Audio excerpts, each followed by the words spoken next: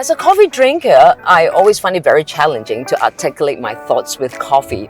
Well, I love coffee. It's just that I can't find the right words to describe coffee and my feeling towards it. Don't worry, today I have this opportunity to meet the best of the best in the industry, where we will explore his impressive coffee journey as well as his business. Jason Loo co-founded Yellow Brick Road in 2015, fulfilling his dream of owning a cafe.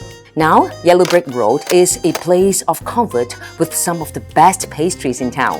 And of course, good coffee by our 4-time Malaysian Barista Champion, Jason, our guest of the day. Hi, Jason. Hi, Chui Ling. How are you? I'm good. It's great finally meeting you. Yeah. You know what? Good to see you. I think our relationship is so close yet so far. Yeah. You know, so many times I walk by Yellow Brick Road. Yes. But I saw the long queue. I was like, oh, okay, no, maybe next time. I know it's all because of you. Wow.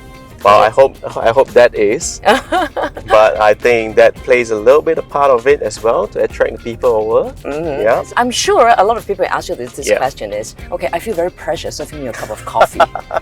Does it occur to you all the time?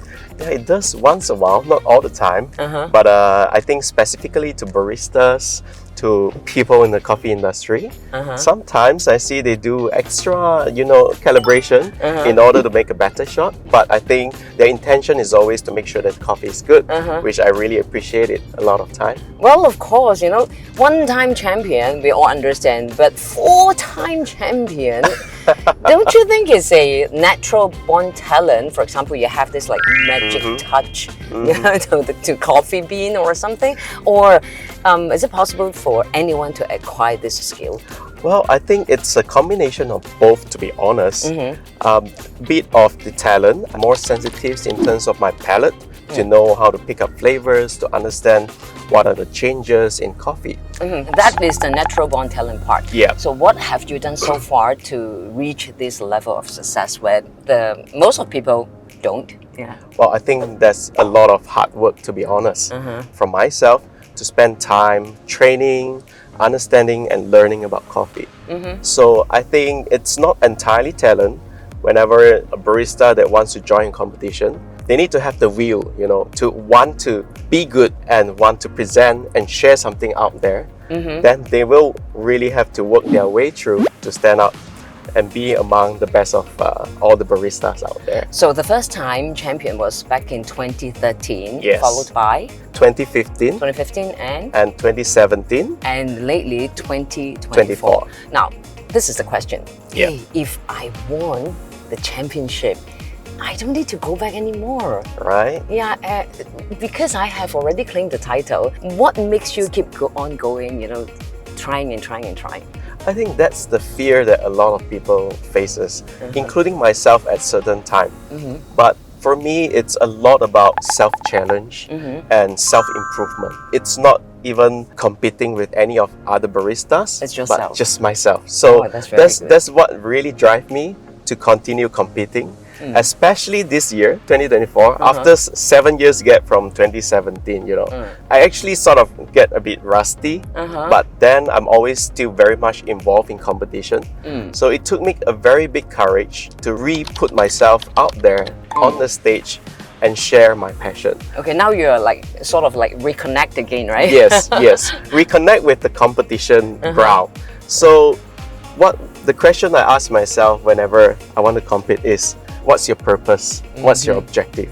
So to me, it's very simple. It's just making really good coffee and share it to people. Over the years, I'm sure you've seen a lot of changes. Could you share with us the evolution of the coffee culture in Malaysia? Well, yeah, 12 years is a big change, to be honest. So in the very beginning, I think a lot of people, a lot of consumers still look for a coffee that tastes like coffee. It's like, it should taste bitter, it should taste intense and strong. And what have changed a lot is the awareness and the education for the specialty coffee, that what we're doing. So the consumer nowadays, they look for flavors in coffee. It's beyond just tasting coffee. So coffee is almost like a fruit juice, where you try to look for flavors of, fruity notes, like some acidity, tastes like strawberries, things like that. And what we do as a barista is to share and bring this good coffee to them. So how do you cope with all these changes? I think it's not about coping because everyone has their preference. It will always be, whether down the road another 10 years as well. But to me, it's about sharing what we believe in, what is good in coffee, that we try to explain and guide the customer to change one step at a time, one cup at a time. You know what impressed me is the smile on your face. You're really passionate about coffee. So can I describe you as an artist? I think there's a part of me that loves the artistic side of coffee. Yeah, You know? and at the same time, you are a business owner. You run your cafe. Oh, now, yes. now that's the conflict. Artist, business.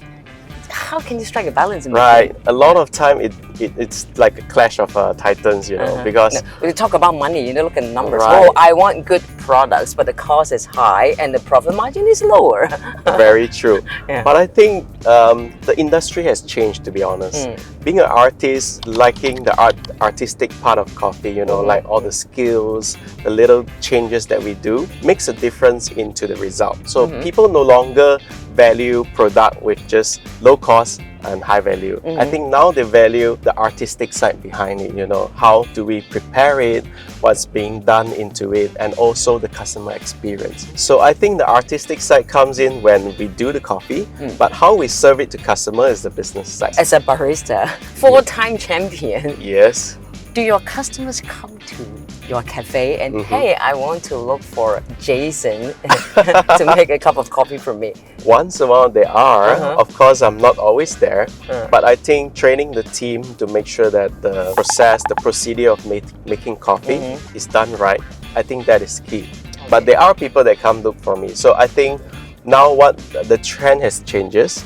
So what we barista like to do is to kind of like do omakase thing, you know, like we do curated drinks, we do special selection of coffee. Coffee also Also can be omakase Wow. now. So I think this is one of the most latest trend and also the way to express the coffee that we like and what makes it special to have a very unique tasting experience. Okay, without the need of replicating you, do you have other challenges if you want to do a business expansion? Yes, I think mainly the biggest challenge I would say most of the time is hiring, is getting the right people.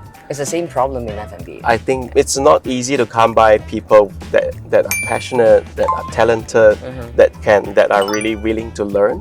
So I think that would be the biggest challenge because it takes a long time to build trust and relationship with people in order for you to know which are the right people. People, yes. As we can see, there are a lot of different types of cafes in town. Yeah. I would say the competition is really high. Yeah. How can you be sure that your customers are always coming back to you? Wow, this is a tricky one. I think everyone have a different formula. For me, I believe it's about serving things that you truly believe in, something that is good, that you want to really showcase and share to people. I think that is one of the fundamental way for me to set foot for my cafe, you know, set the direction for the cafe. And that's how I literally make it happen. All right, to be honest, Yes. any plan to expand Yellow Brick Road? Yes, it's been 9 years old and we have always been talking about expansion. So we are looking into it currently. Great. Recently, Gamuda Land has launched an initiative. It's a very, very special and attractive package called GL Business Get Set Go. They help business owners and retail operators to establish or to expand their business. It is really interesting. Have you heard of it? Yes, I think I sort of heard of it before. What do you feel about it? I think it's a very good idea because new owners, I think they always need support because it's a new venture into F&B. So having this kind of financial support definitely give them more courage to step into it. And I believe having more advertising and publicity, that definitely helps and give confidence to you know, the owners, the new owners, to really step into this business, to know that there is extension. There's not just the start and then that's it, you know. It's a long-term thing because having all the advertising and things like that. I heard they even have rental holidays too. Wow, sounds good. Yeah, so interested to be on board as well? Yeah, definitely. I think it's a good idea. Oh, let's talk about it. Huh? Okay.